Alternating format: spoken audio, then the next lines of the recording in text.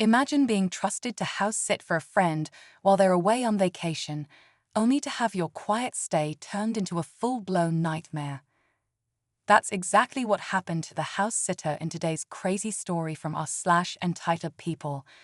While the homeowners were soaking up the sun somewhere far away, the last thing they expected was trouble back home. But trouble came knocking, or should I say, barging in, when a certain HOA Karen decided she had the right to enter the property without permission. Yep, you heard that right. This entitled neighbor didn't just lurk around or peek over the fence. She actually let herself in. The house sitter, completely caught off guard, was faced with a decision: ignore it and hope it stops, or take action. And let's just say, things escalated fast. One phone call later, flashing lights were pulling up outside, and Karen found herself in a situation she definitely wasn't prepared for. But why did Karen feel so entitled to break into someone else's home? Was she snooping? Was she trying to enforce some imaginary HOA rule? Or was there something even weirder going on?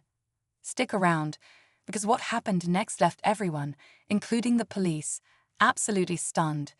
You won't believe how deep this entitled behavior went. The story actually started a few days before the big incident. The house sitter, let's call her Mia, had noticed a woman hanging around the property. At first, Mia thought maybe she was just a neighbor checking in or someone just being friendly. But something about her felt off. She seemed too interested, always staring a little too long, and walking by the house way more than necessary. Mia brushed it off. After all, it's a tight-knit neighborhood, right?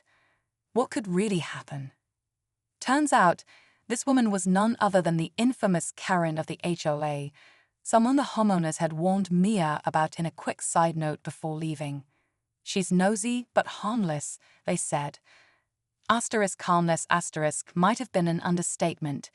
Karen apparently thought being on the HOA board gave her full access to everything and anything she wanted. Rumors around the neighborhood said she even kept a spare key to some homes, just in case. Mia didn't think much of it until one afternoon when she heard the front door rattling. Not knocking, rattling. Someone was trying to open it. Heart pounding, she peered through the peephole, and there was Karen, twisting the handle like she owned the place. Mia froze. Was this just a mistake, or was something bigger going on? Mia backed away from the door, her mind racing. She knew she had locked it, but the way Karen was yanking at the handle made her second-guess everything. Was there some trick? A hidden key? She remembered the stories about Karen's creepy habit of having emergency access to people's homes. Mia's gut told her this wasn't just some neighborly check-in. Karen wasn't knocking, wasn't calling out. She was trying to break in.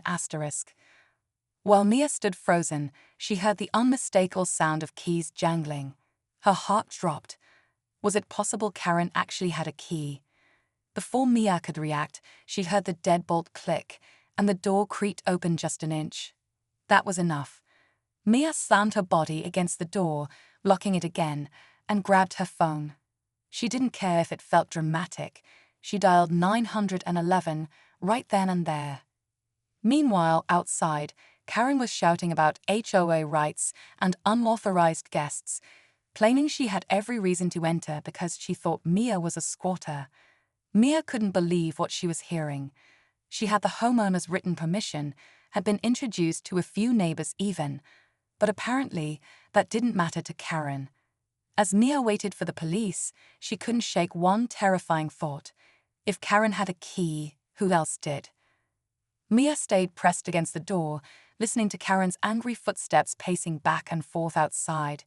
Every few seconds, Karen would jiggle a handle again, like she was daring Mia to open up. The 911 operator stayed on the line, calmly reassuring Mia that officers were already on their way. But every minute felt like an hour. Karen started shouting louder, throwing around HOA rules and fake legal threats, saying she could seize the property if Mia didn't cooperate. Mia's hands were shaking. She tried to remember everything the homeowners had told her, their names, the dates they'd be gone, even a little emergency letter they had left her just in case anything weird happened. She was legit. Karen was not. But it didn't make the situation any less terrifying. Then it got worse.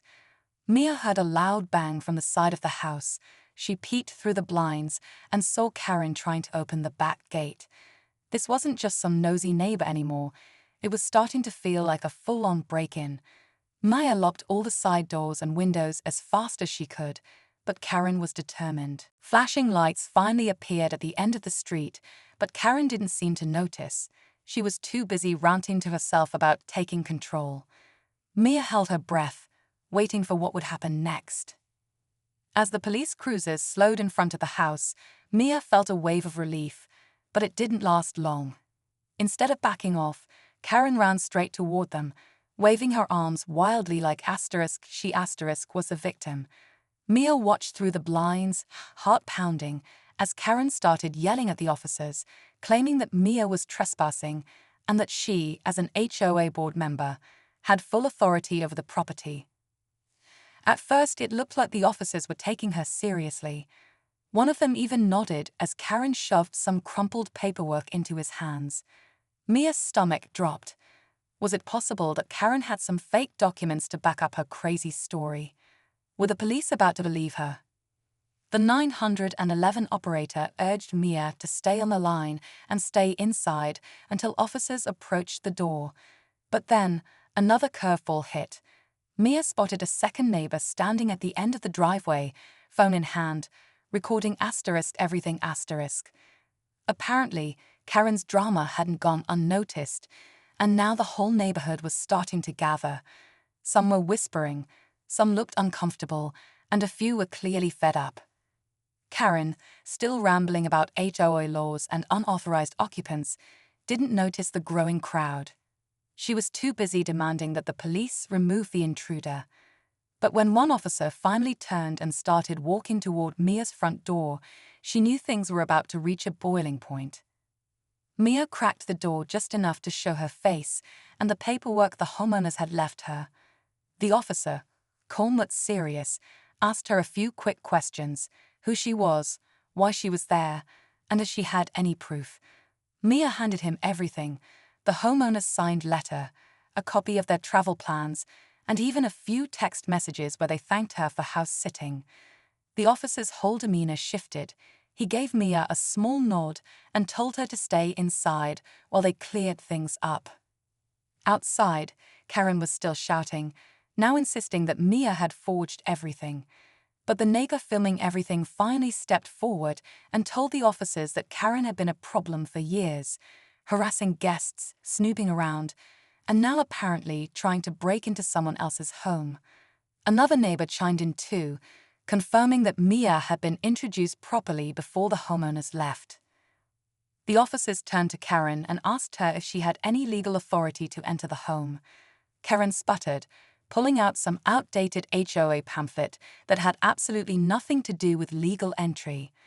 That's when the officers calmly explained that not only was she wrong, she could actually be facing charges for attempted unlawful entry.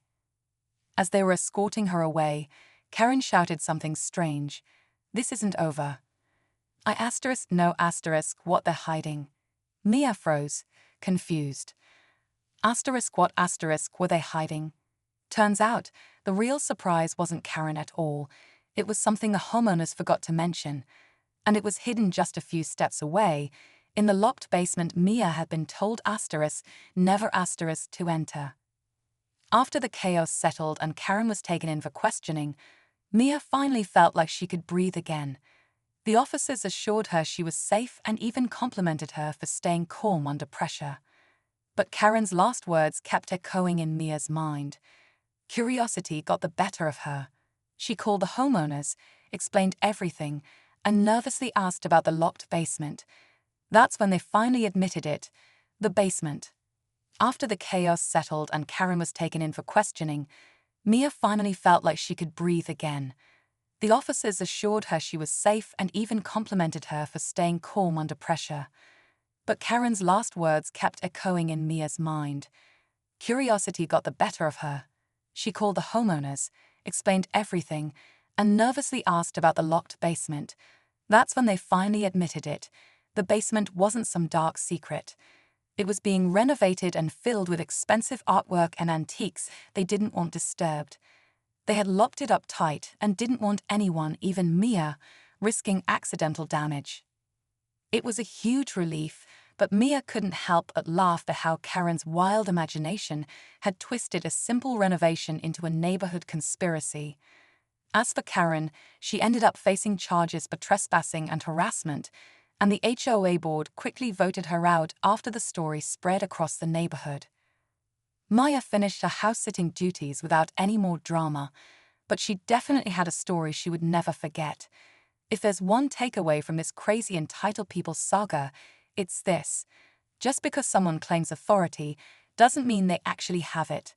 Always trust your gut, and always lock your doors.